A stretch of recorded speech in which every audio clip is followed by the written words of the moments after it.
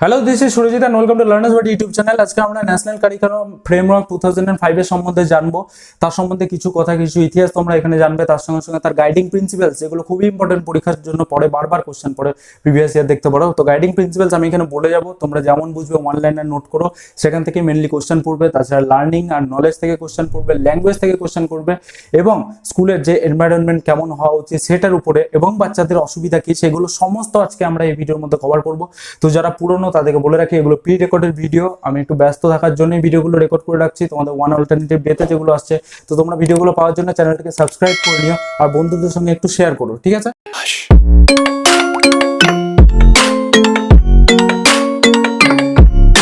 তো দেখো, এনসিএফ সম্বন্ধে জানার জন্য আমাদেরকে মেনলি এর একটু ইতিহাসটা জানা দরকার, একটু অল্প, যেগুলো পরীক্ষায় পড়ে। তো এনসিএফ মেনলি বলে এটা চাইল্ড সেন্টার, ঠিক আছে? চিলড্রেনটাকে সেন্টারে রাখবে, টিচারটা বাইরে থাকবে। আরো ভালো বুঝতে পারবে পরের দিন যখন প্রোগ্রেসিভ এডুকেশনের ক্লাস তোমরা দেখবে, পরের দিনই যেটা আপলোড হবে, বাট আমাকে রেকর্ড এখনই করতে হবে। তো দেখো, চিলড্রেন যেটা সেন্টারে থাকবে, টিচার বাইরে থাকবে। তো কি বলছে, আমরা একটা জিনিস দেখে নিই যে শিক্ষক আর একজন চিলড্রেন বা শিশু বা স্টুডেন্টের সঙ্গে কিসের সম্পর্ক হয়? আত্মার সম্পর্ক হয়, ঠিক আছে? বুঝতে পারে যে চিলড্রেন কি চাইছে, তার কি করা উচিত। টিচার, একজন শিক্ষক মশাই বুঝতে পারেন চেষ্টা করলেই।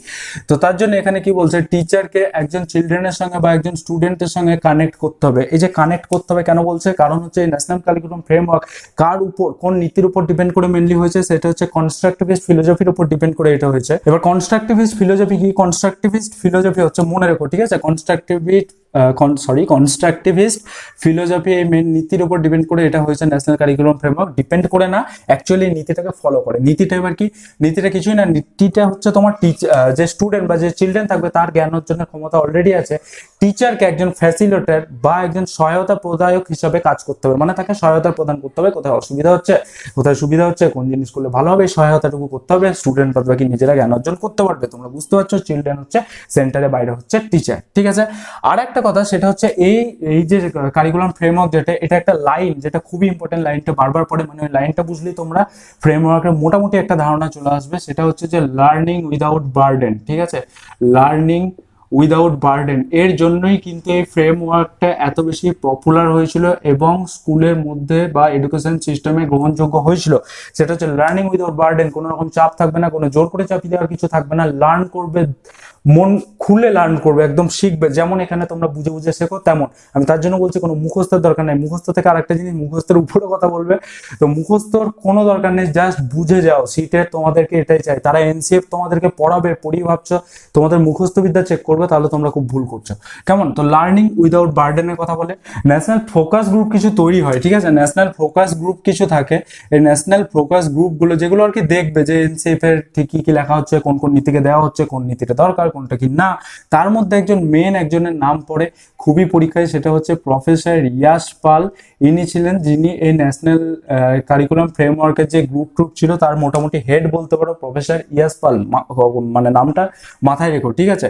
এই গ্রুপের ছাড়াও তোমাদের আরো যে গ্রুপ আছে, যেমন ন্যাশনাল পলিসি অফ এডুকেশনের গ্রুপ, ঠিক আছে? ন্যাশনাল পলিসি অফ এডুকেশনের যে গ্রুপ, তাদেরকেও ইনক্লুড করা হয়েছিল এই ন্যাশনাল কারিকুলাম এনসিএফ এর যে নীতি টিতি হচ্ছে এইসবগুলো দেখার জন্য। দেখো, একজনের পক্ষে তো সমস্ত কিছু সম্ভব না, অনেকজন অনেক রকম অসুবিধা দেখবে, তার সলিউশন বের করবে। এইভাবেই কিন্তু গ্রুপগুলো তার জন্যই তৈরি করা হয়, ঠিক আছে? এনপিইও হয়, এনএফজি মানে ন্যাশনাল ফোকাস গ্রুপ, এগুলো কিছু হয়। দেখো, আর একটা কথা, সেটা হচ্ছে যে এখানে 2005 লেখা আছে, বাট প্রথম এটা কত নম্বর জানো তো? এটা ফ্রেমওয়ার্ক হচ্ছে, এটা ফোর্থ, এটা মনে রাখো, ঠিক আছে? 4 নম্বর, এটা ফোর্থ। প্রথমে কবে হয়েছিল? প্রথমে হয়েছিল 1975-এ, তারপর হয়েছিল তোমার 1988-এ, তারপর হয়েছিল 2000-এ, তারপরে 2000-এর পরে 2005 হচ্ছে এটা, যেটা গ্রহণযোগ্য হয় চারিদিকে। 2000-এর যে সমস্ত প্রবলেম দেখা যায়, তার কি কি সলিউশন দরকার, সেগুলো সমস্ত কিছু এনসিএফ 2005-এর মধ্যে কিন্তু ইনক্লুড করা আছে, ঠিক আছে? ফার্স্ট কবে হয়েছিল? 1975 সেকেন্ড, 1988 থার্ড, 2000, ওকে? তো এই তিনটে সাল তোমাদের মেনলি ইম্পর্টেন্ট। আর একটা কথা যেটা বলে রাখি, সেটা হচ্ছে এনসিএফ তোমার 22টা ল্যাঙ্গুয়েজে ট্রান্সলেট করা হয়। কতগুলো ল্যাঙ্গুয়েজে? 22 ল্যাঙ্গুয়েজে। এগুলো জানা দরকার, এগুলো থেকে ছোট ছোট কোশ্চেন আছে, যেগুলো জানা দরকার আমি শুধু সেটুকুই বলবো। তাছাড়া এনসিএফ একটা অনেক বড় বিষয়, অনেক বড়, আমার এখানে কভার করা সম্ভবই না, আমার নিজে পড়াই সম্ভব না। তো এটা হচ্ছে 22টা ল্যাঙ্গুয়েজে, ঠিক আছে? 22টা ল্যাঙ্গুয়েজে ট্রান্সলেট করা হয়। কেন করা হয়? যাতে চারিদিকে গ্রহণযোগ্য হয়। অনেক ভাষার মানুষ ভারতবর্ষে বসবাস করে, সেগুলো তোমরা সমস্ত দেখতে পাবে যখন আমি এখানে এই ক্লাসের মধ্যে যখন ল্যাঙ্গুয়েজের কথা বলবো, সেখানে বুঝতে পারবে কেন 22টা ল্যাঙ্গুয়েজে ট্রান্সলেট করা দরকার পড়েছিল।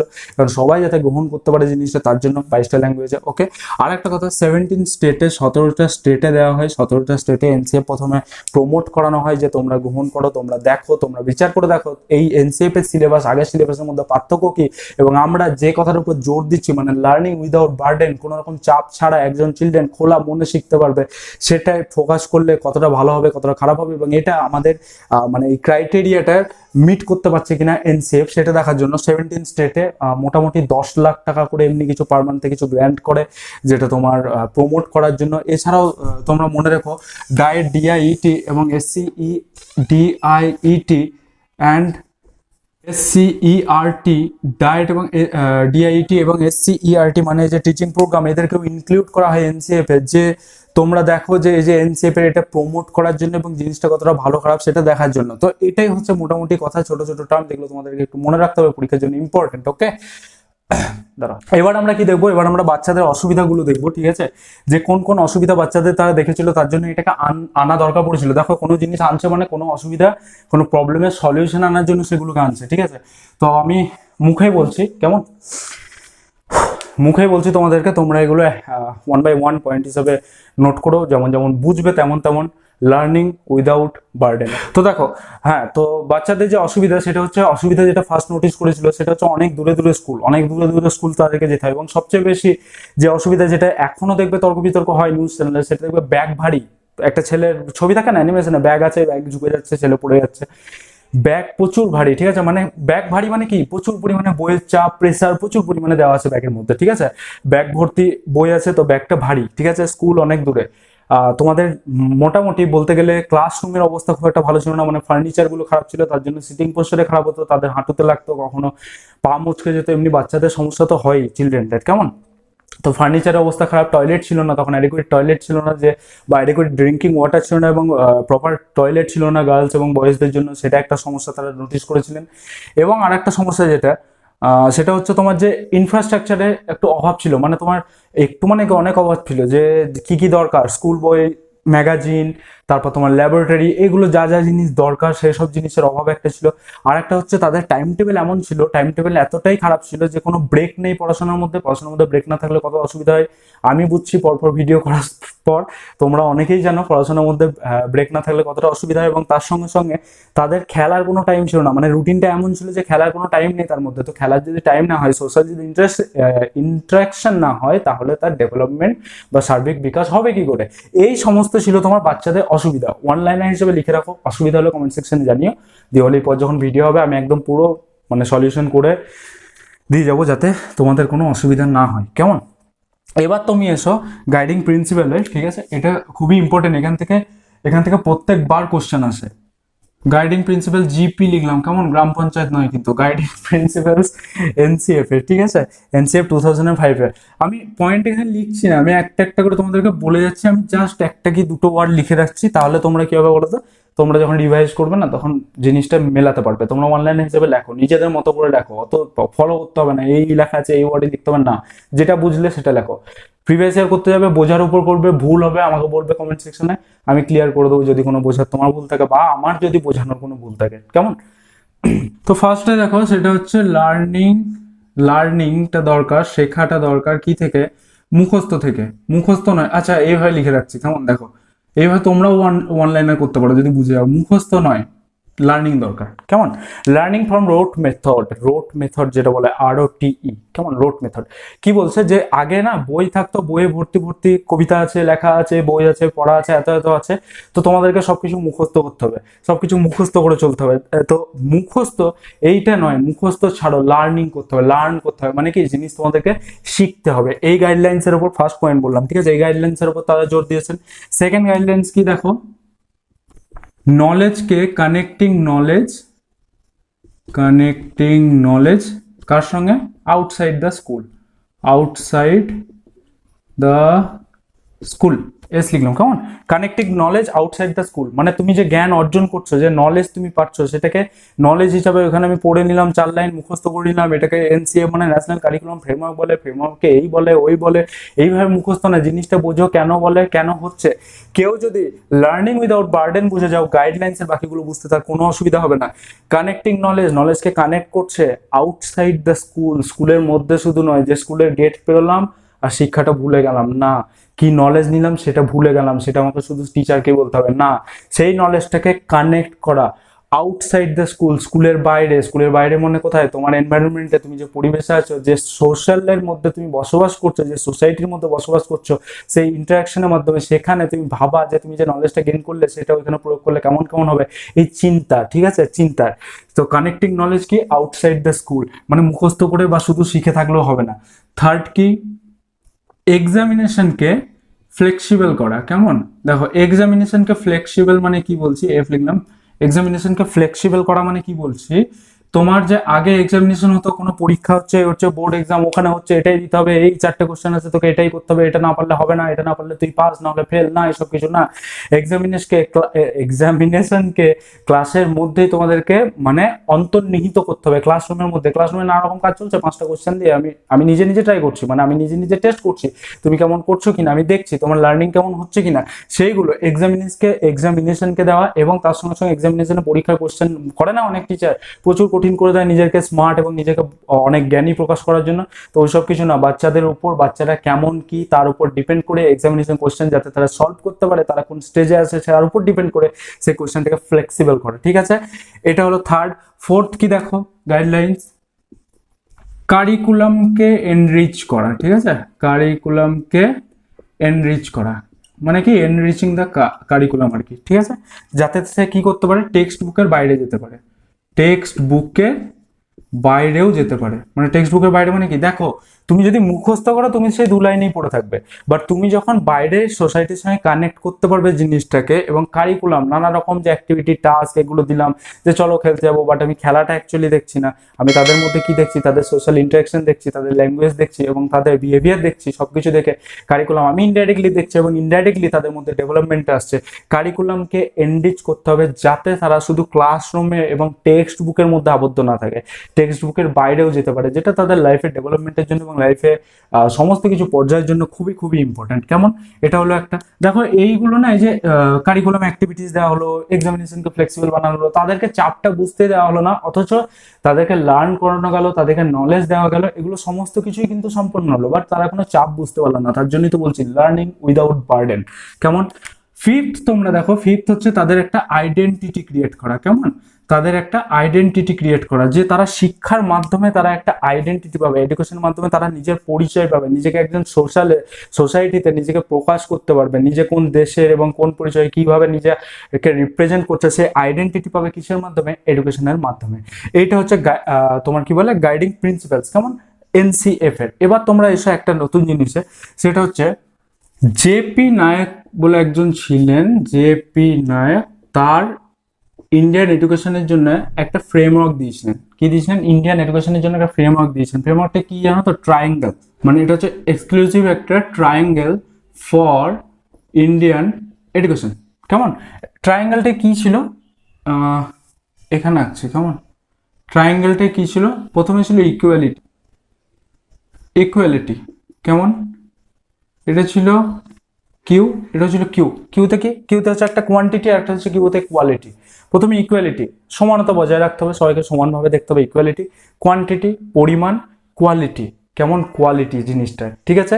এটা ছিল ট্রায়াঙ্গেল তার, যে জেপি নায়কের। এটা জাস্ট একটু মাথায় রেখো। এবার তোমাদেরকে একটা জিনিস আসছে, সেই জিনিসটা ভালো করে বোঝার চেষ্টা করো। কেমন? সেটা হচ্ছে, তোমাকে বললাম আমি প্রথমে যে লার্নিং আর নলেজ সম্বন্ধেও আমরা জানবো, সেটা হচ্ছে লার্নিং অ্যান্ড নলেজ। এবার দেখে যাও, জিনিসটা ভালো করে বুঝে যাও, ঠিক আছে। আমি মুখেই বলছি না। লার্নিং আর নলেজ জিনিসটা কি? লার্নিং আর নলেজটা দরকার কেন? লার্নিং মানে শেখা, নলেজ মানে জ্ঞান। দেখো জিনিসটা কি, লার্নিং আর নলেজটা দরকার হচ্ছে এক, শিশুর সর্বাঙ্গিক বিকাশের জন্য। বিকাশ লিখলাম, ঠিক আছে, সর্বাঙ্গিক লিখবে কথাটা কিন্তু, হ্যাঁ, সর্বাঙ্গিক। শিশুর একটা সর্বাঙ্গিক বিকাশের জন্য লার্নিং অ্যান্ড নলেজ এই জিনিসটা দরকার, জ্ঞান তাদের দরকার, তাদের শেখাটা দরকার কিছুর জন্য, শিশুর সার্বাঙ্গিক বিকাশের জন্য। সেকেন্ড পয়েন্টটা দেখো, সেকেন্ড পয়েন্ট হচ্ছে, দেখো আমি বারবার বললাম যে কনস্ট্রাকটিভ কথাটা ইউজ করলাম, তো এটাও কিন্তু সেম, কনস্ট্রাকটিভ লার্নিংটাকে পার্ট হতেই হবে, লার্নিংটাকে পার্ট হতেই হবে। কনস্ট্রাকটিভ লার্নিং তোমাদেরকে আগে বোঝালাম, কনস্ট্রাকটিভ লার্নিং কি, একজন স্টুডেন্ট সে নিজে জ্ঞান অর্জন করতে পারবে, বাট তাকে ঠিক টিচারকে কি হিসেবে কাজ করতে হবে, একজন সহায়ক হিসেবে কাজ করতে হবে, তাকে সহায়তা করতে হবে স্টুডেন্টকে তার জ্ঞানটা ঠিকঠাক বিকাশ করার জন্য। সে টিচারের কাছ থেকেও সহায়তা নিতে পারে, তার পিয়ার গ্রুপের কাছ থেকেও সহায়তা নিতে পারে। তো এইটা কনস্ট্রাকটিভ লার্নিংটাকে পার্ট হতে হবে এই কারিকুলামের, কেমন? এটা হচ্ছে সেকেন্ড, লার্নিং অ্যান্ড নলেজের। আর থার্ড যেটা, সেটা খুব ভালো করে মনে রেখো, সেটা হচ্ছে তোমার information is not equal to knowledge. Information is not equal to knowledge, এটা মাথায় রেখো। ইনফরমেশন পাচ্ছ মানে তোমার জ্ঞান বাড়ছে তা কিন্তু নয়। Information is not equal to knowledge. Information আর নলেজ কিন্তু একই জিনিস নয়। তুমি জিনিসটা পেলে তার মানে তোমার নলেজ বেড়ে গেল না। তুমি যতক্ষণ না জিনিসটাকে আউটসাইড দ্য স্কুল তুমি অ্যাপ্লাই করছো, তোমার লাইফে অ্যাপ্লাই করছো, তোমার নিজের আইডেন্টিটি তৈরি করার জন্য অ্যাপ্লাই করছো, ততক্ষণ পর্যন্ত এই নলেজটা আর এই ইনফরমেশনটা ইনফরমেশন হিসাবেই থেকে যাবে, একটা তথ্য হিসেবেই তোমার কাছে থেকে যাবে, যেটা তুমি এক্সাম দেবে তারপর তুমি ভুলে যাবে। বাট এটা actually information not equal to knowledge. Knowledge জ্ঞান যেটা বাড়ার জন্য লার্নিং এর মাধ্যমে যেটা জ্ঞানটা তোমার বাড়বে, সেটা মানে ইনফরমেশন শুধু গেইন করা না, তার অ্যাপ্লিকেশন যেটা তোমরা গাইডিং প্রিন্সিপালের মধ্যে তোমরা দেখলে। আশা করি তোমরা এটা বুঝতে পারছো জিনিসটাকে। যদি বুঝতে না পারো কমেন্ট সেকশনে জানিয়ে আমি পরের দিন আরো ভেঙে বুঝিয়ে দেবো। আশা করি তোমরা বুঝতে পেরে গিয়েছো। যারা গাইডিং প্রিন্সিপাল বুঝেছো, যারা ন্যাশনাল কারিকুলাম ফ্রেমওয়ার্কের মোটামুটি একটা গাইডলাইন্স বুঝে গিয়েছো, তারা এটাও নিশ্চয়ই বুঝতে পারবে। ঠিক আছে, এবার দেখো একটা জিনিস খুব ইম্পর্টেন্ট, সেটা হচ্ছে তোমার ল্যাঙ্গুয়েজ। ল্যাঙ্গুয়েজ নিয়ে কথা বলবো। আমি বললাম ল্যাঙ্গুয়েজ খুব ইম্পর্টেন্ট এখানে ন্যাশনাল কারিকুলাম ফ্রেমওয়ার্কের মধ্যে। ল্যাঙ্গুয়েজটা কি? ল্যাঙ্গুয়েজটা দেখো, ল্যাঙ্গুয়েজটা হচ্ছে তখন প্রাইমারি ক্লাসে থাকবে না, প্রত্যেকেই যে যে যে যেখানকার মানুষ, আমরা ধরো পশ্চিমবঙ্গের মানুষ, আমাদের মাতৃভাষা বাংলা, কেউ বাইরে আছে হিন্দি, কেউ আরো বাইরে আছে পাঞ্জাবি, এই টাইপের যার যেমন মাতৃভাষা থাকবে। তো প্রাইমারি থেকেই মাতৃভাষাটা তো থাকবেই থাকবে, মাতৃভাষা না থাকলে হবে কি করে? তার সঙ্গে সঙ্গে সেকেন্ডারি ল্যাঙ্গুয়েজ হিসাবে ইংলিশটাকেও কিন্তু প্রমোট করতে হবে সঙ্গে সঙ্গে। ঠিক আছে, ক্লাস 1 থেকে ইংলিশটা চাপ মানে বোঝা হিসেবে চাপাচ্ছে না, জিনিসটা প্রমোট করছে। প্রমোট তুমি যেভাবে খুশি করতে পারো, আস্তে আস্তে বলে একটু একটু কানেক্ট করিয়ে, এই দেখ এটাকে ইংলিশেই বলে, এটাকে ইংলিশেই বলে, ইংলিশের জিনিসটা এই বলে, কোনো জিনিস দেখলে অবজেক্টটাকে ইংলিশেই বলে, তোদের মাতৃভাষায় জিনিসটাকেই বলে, তারাও মজা পাবে, তারাও উৎসাহ পাবে, এবং তার সঙ্গে সঙ্গে তোমার ইংলিশ ল্যাঙ্গুয়েজটাও কিন্তু প্রমোট হবে। এখানে মেনলি একটা কথা বলি, এনসিএফ এখানে 3টে ল্যাঙ্গুয়েজ শেখার কথা বলেছেন সবসময়। প্রত্যেকটা মানে যে যে জায়গায় যে যে রিজিয়নে আছে, কেউ বাংলায় আছে, কেউ হিন্দি কারো মাতৃভাষা, কারো বাংলা কারো মাতৃভাষা, কারো ইংলিশ কারো মাতৃভাষা, ইংলিশ তো মাতৃভাষা নয় আমাদের ইন্ডিয়া কারো, আশা করি, তো কারো পাঞ্জাবি কারো মাতৃভাষা। তো যার যেমন মাতৃভাষা আছে তার সঙ্গে সঙ্গে মানে সেটাকে নিয়ে ইনক্লুড করে 3টে ল্যাঙ্গুয়েজ শেখার কথা বলেছে। 3টে ল্যাঙ্গুয়েজ কার ক্ষেত্রে কি সেটা আমরা পরে আসছি, আগে তোমরা মাথায় রেখো 3টে ল্যাঙ্গুয়েজ শেখার কথা কেন বলেছে।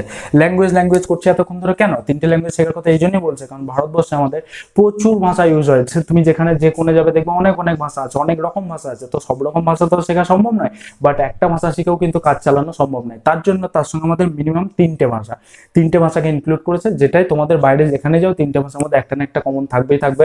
সেইভাবেই এনসিএফ কিন্তু তৈরি করা হয়েছে। 17 স্টেটে যখন প্রমোটের কথা বলে, আচ্ছা 17 স্টেটে প্রমোটের কথা বলে 10 লাখ রুপিস পার স্টেটে, ঠিক আছে, পার মান্থের কোনো ব্যাপার নেই, পার স্টেটে প্রমোট করার জন্য দেওয়া হয়েছিল।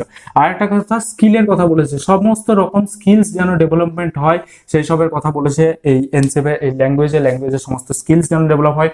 আর এনসিএফ মেনলি যে নীতিকথার উপর তৈরি হয়েছে সেটা মনে রাখো, তার মধ্যে আমাদের রবীন্দ্রনাথ ঠাকুরের কিছু এসে বলো বা অরবিন্দর যে চিন্তাধারা বলো, তারও কিন্তু প্রভাব এই এনসিএফ এর মধ্যে আছে। ঠিক আছে, তার মানে ওনাদের যে ধারণা, এগুলো সমস্ত কিছু নিয়ে কিন্তু এনসিএফ এ, বুঝতেই পারছো জ্ঞানী মানুষ সবাই মিলে একটা স্কুলের জন্য সবার বিকাশের জন্য তৈরি করছে, থোড়ি একটা ওয়ান লাইনার কিছু লিখে দেবে, তা তো সম্ভব নয়। ঠিক আছে, আর স্কিলস, অল টাইপ অফ স্কিলসের ডেভেলপমেন্টের কথা বলেছে।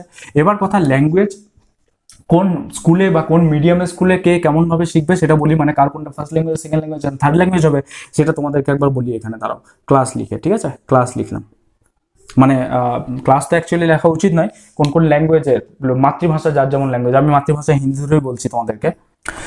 দেখো তোমাদের তো মাতৃভাষা একটা থাকবেই, মাতৃভাষা একটা ভাষা হয়ে গেল, এই যে 3টে ভাষার কথা বলছি তার মধ্যে মাতৃভাষা একটা ভাষা হয়ে গেল। তাহলে তোমাদের যে সেকেন্ড যে ল্যাঙ্গুয়েজটা থাকবে, সেকেন্ড ল্যাঙ্গুয়েজ ধরে নাও এখানে মাতৃভাষা কারো হিন্দি, তো যদি কারো হিন্দি মাতৃভাষা হয়, কথার মানে বলছি হিন্দি যদি মাতৃভাষা হয়, তাহলে সেকেন্ড ল্যাঙ্গুয়েজ কি হবে? সেকেন্ড ল্যাঙ্গুয়েজ হবে হয় ইংলিশ, না হলে অন্য কোনো মডার্ন ল্যাঙ্গুয়েজ বা আদার্স লিখলাম, ঠিক আছে, আদার্স মডার্ন ল্যাঙ্গুয়েজ, কেমন, আদার্স মডার্ন ল্যাঙ্গুয়েজ। যদি হিন্দি কারো মাতৃভাষায়, এবার কেউ যদি নন হিন্দি হয়, নন হিন্দি মানে আমরা ধরো না আমরা বাংলা জানি, তো আমাদের যদি নন হিন্দি হয় তার মানে বাংলা জানি, তার মধ্যে তার সঙ্গে কি পড়ছে, তাহলে বাকি কি থাকছে, একটা তো হিন্দি থাকবেই থাকবে, হিন্দি আছে, হিন্দিটা থেকে গেল, নন হিন্দি যেহেতু মাতৃভাষা, হিন্দির সঙ্গে সঙ্গে ইংলিশ বলতে পারো বা আদার্স কোনো মডার্ন ল্যাঙ্গুয়েজ, ঠিক আছে, এটা হচ্ছে সেকেন্ড ল্যাঙ্গুয়েজ হিসাবে ইউজ হলো। এবার থার্ড ল্যাঙ্গুয়েজ কি, দুটো ল্যাঙ্গুয়েজ হলো, থার্ড ল্যাঙ্গুয়েজ কি হিন্দি আর ইংলিশ, নন হিন্দির ক্ষেত্রে দেখো, যদি সেটা হিন্দি নন হিন্দি যদি লিখি, নন হিন্দিতে থার্ড ল্যাঙ্গুয়েজ কি হচ্ছে, থার্ড ল্যাঙ্গুয়েজ হচ্ছে তোমার এটা ইংলিশ বা আদার কোনো মডার্ন ল্যাঙ্গুয়েজ হচ্ছে থার্ড ল্যাঙ্গুয়েজ। হিন্দি তোমার চলে আসছে যেহেতু সেকেন্ড ল্যাঙ্গুয়েজে, মাতৃভাষা একটা থাকলো তার সঙ্গে এটা। আর যদি তোমার আর যদি তোমার বলি আমি, যদি হিন্দি যেখানে কথাবার্তা হয় সেখানে থার্ড ল্যাঙ্গুয়েজ কি, থার্ড ল্যাঙ্গুয়েজ সেম ইংলিশ বা কোনো মডার্ন ল্যাঙ্গুয়েজ। হিন্দি যেখানে কথাবার্তা হয়, হিন্দি যেখানে হলো সেখানে ইংলিশ যদি সেকেন্ড ল্যাঙ্গুয়েজ নেয়, তাহলে অন্য কোনো সেকেন্ড ল্যাঙ্গুয়েজ নেয়, তাহলে অন্য কোনো আদার মডার্ন ল্যাঙ্গুয়েজকে সে থার্ড ল্যাঙ্গুয়েজ হিসেবে ইউজ করবে। আর যদি না নেয় তাহলে অন্য তো ল্যাঙ্গুয়েজ আছে, ঠিক আছে, 22টা ল্যাঙ্গুয়েজে ট্রান্সলেট করা হয়েছে, টোটাল কত ল্যাঙ্গুয়েজ, কোনটা শিখবে বলো না, তো সেগুলো সমস্ত কিছু ইনক্লুড আছে, এই ল্যাঙ্গুয়েজের স্টেপগুলো মনে রেখো। এবার সাবজেক্টের উপর কিছু ধ্যান দিয়েছে, আমি এখানটা একটু মুছে লাভ নেই, আমি ওয়ান লাইনার হিসেবেই বলছি, কারণ মুছলে হবে না, এটা ইম্পর্টেন্ট। তো দেখো সাবজেক্টের কথা বলি, এখানে ন্যাশনাল কারিকুলাম ফ্রেমওয়ার্ক বেশ কিছু সাবজেক্টের কথা বলেছে। সাবজেক্ট যেমন এই যে বাইরে আউটসাইড ওয়ার্ল্ডের সঙ্গে কিভাবে যোগ করতে হবে, কিভাবে কোন জিনিসটা কি উপকার দেয় চিলড্রেনের মধ্যে, সেই কথাগুলো বলি। তোমার অনেকগুলো, যেমন ম্যাথ হলো, সায়েন্স হলো, সোশ্যাল সায়েন্স হলো, আর্ট অ্যান্ড কালচার হলো, ওয়ার্ক এডুকেশন হলো, ফিজিক্যাল এডুকেশন হলো, এমনি 7 সাবজেক্টের আই থিঙ্ক কথা বলেছে, 7টা যতদূর মনে করছে আমার 7টা, বাট 9ও হতে পারে, তোমরা একটু রিচেক করে নিও। আই থিঙ্ক 7 বা 9 জিজ্ঞেস করে না, বাট আমি স্টিল বলে রাখছি, সেগুলো তাদের ইন্ডিভিজুয়াল সিডিপির জন্য ইম্পর্টেন্ট। ম্যাথের জন্য কি, ম্যাথ কিসের জন্য, মানে ম্যাথটা কেন ইনক্লুড করা হয়েছে, ম্যাথ ইনক্লুড করা হয়েছে তার জন্য রিজনিং পাওয়ারটা ভালো হয়, এবং সে যে প্রেজেন্টে সে যেখানে আছে তার সঙ্গে যে মানে রিয়েল লাইফে রিয়েল সিচুয়েশনের সঙ্গে ম্যাথ যাতে কানেক্ট করে তার রিজনিং খুঁজতে পারে, সেই প্রবলেম সলভিং স্কিলটা যাতে আসতে পারে, থিঙ্কিং পাওয়ার যেতে পারে, তার জন্য ম্যাথ, ঠিক আছে, বুঝতে পারলে তো। ম্যাথ হলো সবকিছু রিয়েল লাইফের সঙ্গে অ্যাড করবে, বার্ডেনটাকে কমাবে, এটা হচ্ছে মেন কথা। এবার বলি সোশ্যাল সায়েন্স কি, সোসাইটির যে নর্মস থাকে, রুলস থাকে, রেগুলেশন থাকে, কালচারের যে নর্মস থাকে, রুলস থাকে, রেগুলেশন থাকে, সেগুলোকে অ্যাডাপ্ট করে সেগুলো কিভাবে মানে যেটা পড়ছে সেটা রিয়েল লাইফের সঙ্গে আবার কিভাবে অ্যাড হচ্ছে, তারা ডিসিশন নিতে পারে, ডিসিশন মেকিং পাওয়ার আসছে সোশ্যাল সায়েন্সের মাধ্যমে, ঠিক আছে। এবার যে সায়েন্স আসো, সায়েন্সে ক্রিয়েটিভিটি থাকছে, কি করতে পারে, সৃজনশীলতা বলে মনে হয় বাংলায়, ক্রিয়েটিভিটি থাকছে, কিউরিওসিটি থাকছে, ইচ্ছা থাকছে, যে ইচ্ছুক যে কি হবে কি না, এই এক্সপেরিমেন্টটা করছে এতে কি হতে পারে কি না, এই যে কিউরিওসিটি, এগুলো গেন হচ্ছে, এগুলো তোমার মানে গেন হচ্ছে এনসিএফ। তার জন্য কি বার্ডেন তুমি কম পাবে, যত তোমার ইচ্ছা হবে জিনিসটা করতে, তুমি সেই জিনিস আরো করে যাবে, যতই পরিশ্রম হোক, পরিশ্রম তোমার গায়ে লাগবে না, ঠিক আছে। তো সেটা হচ্ছে তোমার, আর কি বললাম সায়েন্সে, আর বললাম তোমার ক্রিয়েটিভিটি, থিঙ্কিং, এগুলো তো বললামই তোমাকে, ঠিক আছে। ইনভেন্ট করার, কোনো কিছু আবিষ্কার করার ক্ষমতা তোমার মধ্যে গেন হচ্ছে, তুমি যত ইচ্ছুক হচ্ছে, যত কাজটা করছো, তোমার মাথা তত খুলছে, তত তুমি আবিষ্কারের দিকে এগিয়ে যাচ্ছ।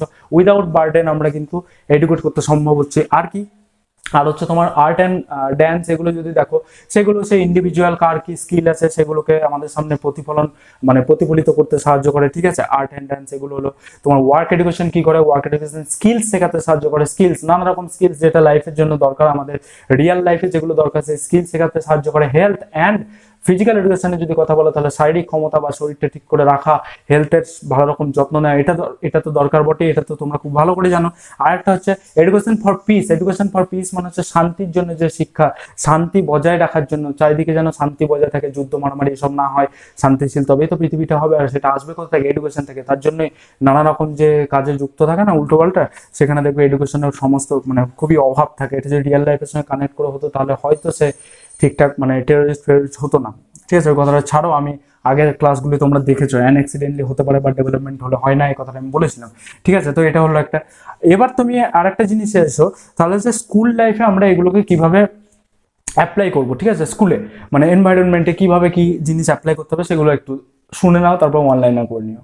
স্কুলের এনভায়রনমেন্ট কেমন হতে হবে দেখো, প্রথম হচ্ছে মেটেরিয়াল তো থাকতেই হবে। তোমার যদি মেটেরিয়াল না থাকে, ঠিকঠাক ফ্যাসিলিটিস না থাকে, তুমি এই যে বাইরের সঙ্গে কি করে লিঙ্ক করবে, তাদেরকে কি টাস্ক করতে দেবে, কিভাবে তাদেরকে নানা রকম উদাহরণ দিয়ে তাদের এই থিঙ্কিং, তাদের এই নলেজটাকে তুমি লিঙ্ক করবে, ঠিক আছে। তো মেটেরিয়াল একটা থাকতেই হবে, তার জন্য তোমার মিডিয়া হতে পারে, ল্যাব হতে পারে, বুকস হতে পারে, নানা রকম স্টোরি বুকস, ম্যাগাজিন, এই সমস্ত কিছু থাকতে হবে, ঠিক আছে। এটা হলো ফার্স্ট। আর সেকেন্ড যদি বলি, সেকেন্ড হচ্ছে একটা কথা মনে রেখো, সেটা হচ্ছে যে পারফরমেন্স ইজ নট এভরিথিং, এই কথাটা মাথায় রেখো। পারফরমেন্সই সবকিছু না, কে 90 পেলো কে 80 পেলো, ইট ডাজন্ট ম্যাটার। তোমার নিজের ডেভেলপ কত হয়েছে, তুমি কতটা লার্ন করেছো, যে ইনফরমেশন গেইন করে তো তুমি 90% হতে পারে, বাট হয়তো তুমি রিয়েল লাইফে কোনো নলেজই গেন করো, ইনফরমেশন আর নলেজ কিন্তু একই নয়, ঠিক আছে? তো পারফরমেন্স ইজ ইন্ট এভরিথিং, এটা হচ্ছে আর একটা পয়েন্ট যেটা এনভায়রনমেন্ট হওয়া উচিত, মানে টিচারকে যখন ট্রিট করবে সেটা যেন তার মাথায় থাকা উচিত, তাদের সামনে পারফরমেন্সটাই সবকিছু এটা তুলে ধরলে হবে না, সেই মতোভাবে তাদেরকে ট্রিট করতে হবে টিচারকে চিলড্রেনের সঙ্গে বা স্টুডেন্টদের সঙ্গে। আর হচ্ছে তোমার থার্ড হচ্ছে বাচ্চাদের যে এডুকেশন, সেখানে পেরেন্টস এবং কমিউনিটির ইনভলভমেন্ট দরকার, ঠিক আছে? পেরেন্টস আর কমিউনিটি ইনভলভ হবে, তাদের সামনে রিয়েল লাইফ উদাহরণ তুলে ধরবে, তবেই না এগোবে, শুধু টিচারের হাত ধরে আর কতটা এগোবে, ঠিক আছে? আর একটা হচ্ছে ভালো পরিবেশ দরকার, এনভায়রনমেন্টকে যে কতটা গুরুত্ব দিয়েছে সেটা তোমরা বুঝতে পারছো, তো ভালো পরিবেশ আগে দরকার। তার সঙ্গে সঙ্গে অনুশাসন, ওই যে আগের যে ডিসিপ্লিন, যে আগে এইভাবেই তোমাকে সবকিছু করতে হবে, আমি যেটা বললাম সেটাই ঠিক, এটা বলছি এটাই করো, ওই অনুশাসনের প্রক্রিয়াটা বদলাতে হবে। এবং তার সঙ্গে সঙ্গে ওই যে নানা রকম মানে একটু আলাদা টাইপের বডি ফিক্সচার হয় না, বডি ফিক্সচার মানে কি বলছি বলতো, ওই যে পায়ের নিচ দিয়ে হাত ভরে কান ধরে যে শাস্তি দেওয়া, এই যে অ্যাকোয়ার্ড একটা বডি সিচুয়েশনে থাকে, ওইসব দেওয়া চলবে না, ঠিক আছে? শাস্তি ফাস্তি এইসব তো আগেই বন্ধ হয়েছে, তো ওই জিনিসগুলো বলছি সেগুলো ডিসিপ্লিন মানে মেনটেন করার জন্য এই জিনিসগুলো দেওয়ার কোনো প্রয়োজন নেই বা দেওয়া চলবে না। এনসিএফ এর এখানে মানে স্কুলের এনভায়রনমেন্ট কেমন হবে সেখানে এই কথাটা বলা আছে। আর তোমার এইটুকুই, পারফরমেন্স ইজেন্ট এভরিথিং, এগুলো তো সব বললাম। তো এই হচ্ছে মেইন পয়েন্ট তোমাদের এনসিএফ এ অনেক কিছু জিনিস আছে, বাট তোমাদের পরীক্ষার জন্য ঠিক যতটা ইম্পর্টেন্ট ঠিক ততটা এখানে করা হলো। নেক্সট ক্লাস তোমরা দেখো দিওয়ালির পরে আসতে পারে বা দিওয়ালির আগে একটা ক্লাস হয়ে যেতে পারে, যদি আমি এখন শুট করতে পারি, আদারওয়াইজ খুব টায়ার্ড লাগছে, তো দেখা যাক। তো চলো চ্যানেলটাকে সাবস্ক্রাইব করে নিও, যদি ভালো লাগে আর একটা লাইক করে দিও, কোনো অসুবিধা হলে কমেন্ট সেকশনে জানিও। বাই।